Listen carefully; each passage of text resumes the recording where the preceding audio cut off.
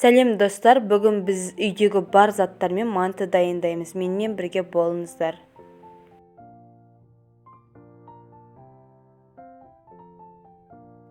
Ол үшін бізге 500-600 грамм қамыр және 2 шай қасық тұз салдым және 1 жұмыртқа салып, барлығын қанжылым сумен араластырамыз, иіні қанғанша.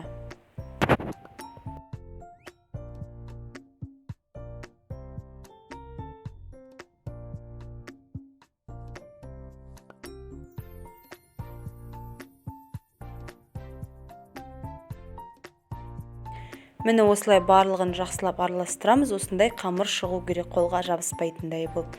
Осыны енді біз жарты сағатқа табағымызға салып қойып қоямыз. Енді осы жарты сағат ішінде біз салмамызды дайындаймыз. Мен жаңағын айттым, үйдегі бар заттармен дедім.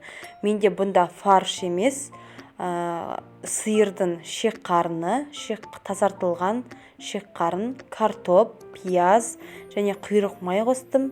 Тұз бен бұрышты дәміне қарай қосып, барлығын жақсылап араластырамыз.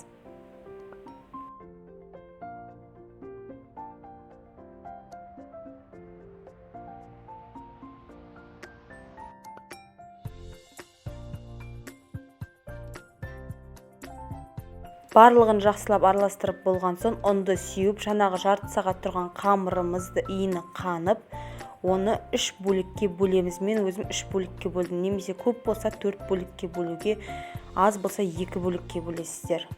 Мен 3 бөлікке бөлдім, 3 таба манты шығатындай етіп.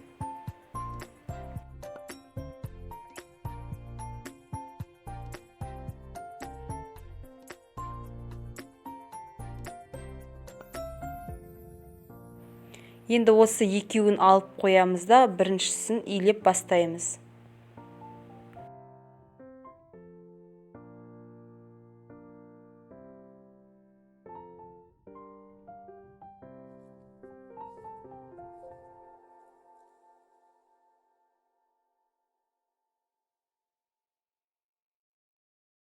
Өте қалында емес, жұқада емес, шамамен 3-5 сантиметр болатындай етіп илейміз. Және де табамызды майлаймыз, мантаваркамызды жақсылап үшеуінде. Сосын барып мантымызды саламыз.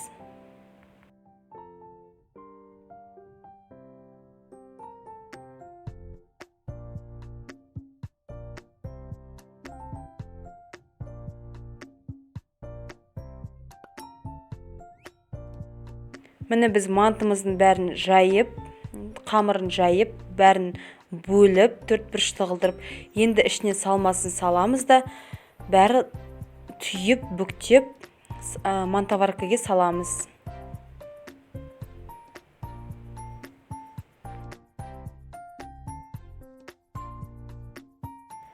Міне осылай етіп, екі жағын бүктеп, екі шетін қайырамыз.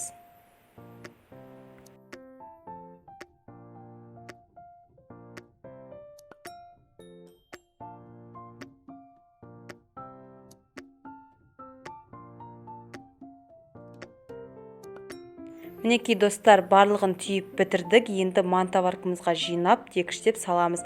Қатты жабысып бір-біріне тақалып тұрмау керек. Кішкене аралары құттайдан ашық болса жарайды.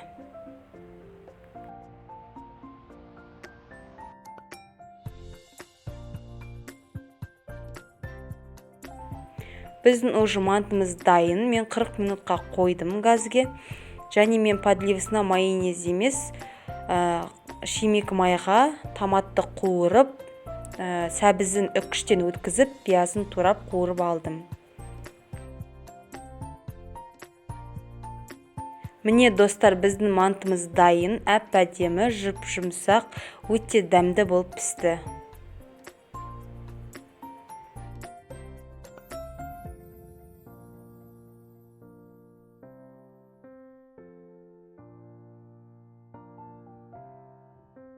Міне достар, ортасындағы картобы да барлығы піскен, шек қарны да өте дәмді. Сіздер де пісіріп көруге кеңес беремін. Менімен бірге болғандарыңызға рахмет. Тіркеліп лайк басуды ұмытпаңыздар.